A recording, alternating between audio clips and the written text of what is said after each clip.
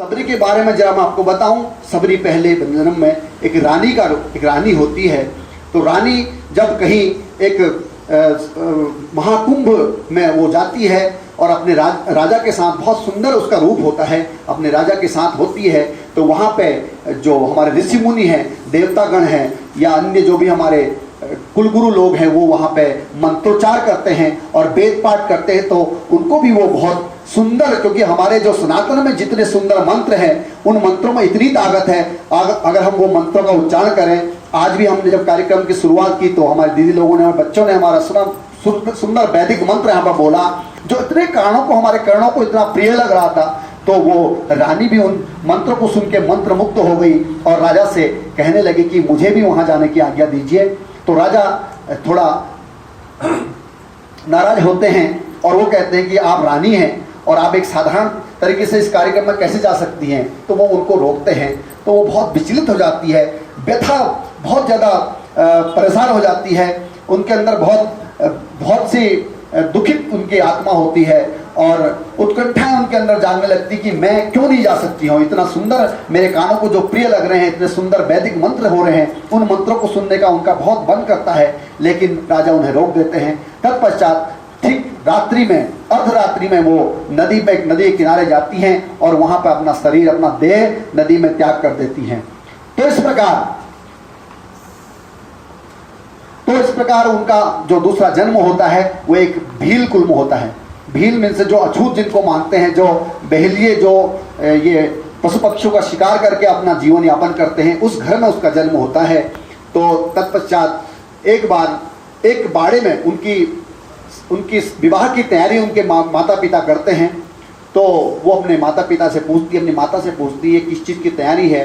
तो एक बाड़े में उसमें पशु पक्षियों को बंद कर दिया जाता है और उनकी विवाह की तैयारी की जाती है। तो वो अपनी माता जी से पूछती हैं, हे माते, ये क्या हो रहा है, ये पशु पक्षियों को क्यों बंद किया जा रहा है? क्योंकि उनका मन तो द्रवित है, क्योंकि उनका मन तो भगवान के प्रति आसक्त है। तो वो बहुत परेशान हो जाती है। तो वो कहती कि आपकी शादी होने वाली है, उसमें जो दावत दी जाएगी, इन पशु पक्षियों की दावत दी जाएगी। तो उनका मन बड़ा विचलित हो जाता है।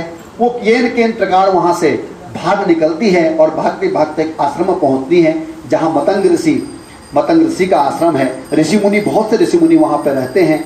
तो वहाँ पहुँचती है माँ सबरी।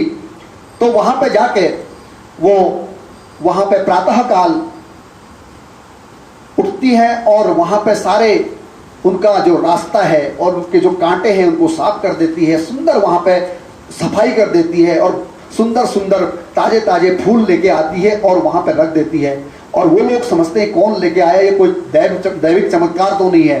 तो माँ सबरी प्रातः रोज ये करती है, लेकिन उसको ये भी पता है कि मैं एक नीच कुल की हूँ, इसलिए उसको ये लगता है कि कहीं मुझे देख के ये सब परेशान न हो जाए, नाराज न हो जाए। तो इस डर से, इस भ्रम से माँ उनको अपना दर्शन नहीं देती हैं। तो एक दिन उनको मतंग ऋषि देख लेते हैं, तो उनको उनसे बड़े प्रभावित होते हैं और उनको वहीं आश्रय दे देते हैं। तो अब उनको जब मतंग ऋषि का समय, वो वृद्ध हो जाते हैं, उनका समय देहावसान का आता है, तो मतंग ऋषि बोलते हैं, हे बेटी, जिसके लिए आपका जन्म हुआ है, जो भगवान श्री राम के लिए आपका जन्म हुआ है, जिनको पाने के लिए आपने अपना देह त्याग दिया था, अब वो राम आपकी प्रतीक्षा खत्म होने वाली है, वो घड़ी आने वाली है। और जब तक यहाँ प्रभु श्री राम न पहुँचे इस आश्रम में, तो आप यहाँ से कहीं जाइएगा मत, और मैं अब देह त्याग करूँगा। तो इस प्रकार मतंग ऋषि जी अपना देह का परित्याग कर देते हैं और माँ सबरी वहाँ राम की धुन में प्रभु के लिए कभी बेर लाती है, कभी चुन चुन फूल लाती है, फूल बिछाती है, सारे रास्ते भर बिछाती है कि मेरे राम, हे मेरे राम कब आओगे। आज प्रभु का वो विनम्र निवेदन करती है, प्रभु कब आओगे, कब आओगे।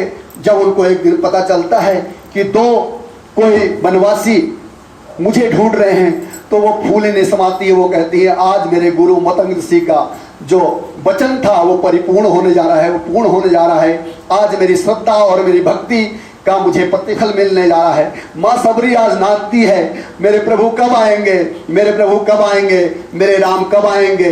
तो राम और लक्ष्मण जब वहाँ पहुँचते हैं तो माँ सबरी झूम उठती है और फूलों से पूरे उनका जो रास्ता है कि मेरे प्रभु के चरणों में कहीं कांटे न चुभ जाए, कोई सूल न चुभ जाए। बार बार देखती हुई, कितनी बार उसमें झाड़ू करती है, कितनी बार उसमें पोछा करती है, कितनी बार उसे लीपती है। उसके बाद पुष्पों से उस जो रास्ता है उसको निहारती हैं। और भगवान जब राम आते हैं तो उनके चरणों में अपना सर्वस्व न्यौछावर कर देती है कि प्रभु, आज मेरी सारी जितनी उत्कंठाएं थी, जो आज तक की मेरी प्रतीक्षा थी, जो आज तक का मेरा प्रतिफल था, जो आज तक की मेरी भक्ति थी, आज मैं उससे परिपूर्ण हो गई। हे प्रभु, आप आ गए, हे भगवान आप आ गए, आज मैं धन्य हो गई, आज मैं धन्य हो गई। तो आज सबरी कहती, मैं किस विधि से आपका गुणगान करूं, किस विधि से मैं आपका आभार व्यक्त करूं, किस विधि से मैं आपका स्वागत करूं। मुझे कुछ भी नहीं आता है, मुझे कुछ भी नहीं आता, भगवान से कहती है। तो प्रभु कहते हैं, हे माँ शबरी, आपका इंतजार अब खत्म होता है और आपको अब कुछ कहने की जरूरत नहीं है, आज मैं आपको कुछ सुनाता हूं। तो भगवान श्री राम तो अपने भक्त वत्सल हैं, आज वो माँ शबरी को सुनाते हैं। कह रघुपति, कह रघुपति सुनु, भामिनी बाता, मानव एक भगति करनाता।